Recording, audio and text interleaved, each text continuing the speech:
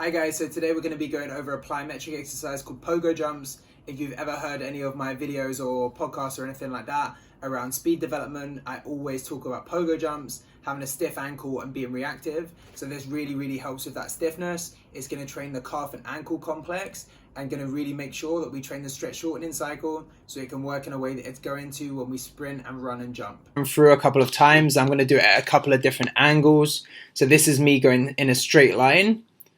Then I'm going to show you going sideways. Then I'm also going to go backwards in a second. So I'll just let you guys watch through it. And then I'll show you what's going on and some important aspects of it. So there's a couple of things that's important with Pogo jumps. So the first thing is to jump as high as you can, okay, every time. The second thing is to try and pull your toes up as much as you can every time. So as you can see, toes are being pulled up. They're being pulled up a little bit more on the left side than the right side, but you want to get your toes up as high as you can, okay? So toes to nose is a cue that we use sometimes, or just toes up. Second thing is you want to be as quick as you can off the floor. So I'm trying to minimize my ground contact time. So I want to try and be nice and snappy off the floor. The last thing is just make sure that heels never touch the floor. So as you can see, my feet are slapping down. My heels should never ever collapse and touch the floor, okay?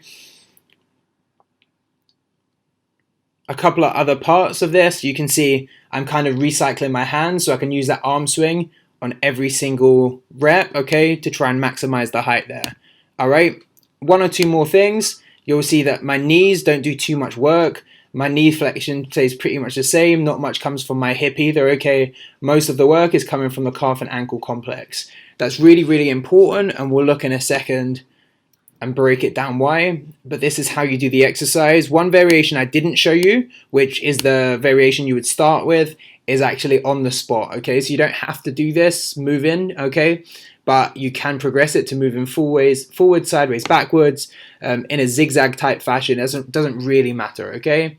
So this is a really useful exercise for training the ankle and the calf complex.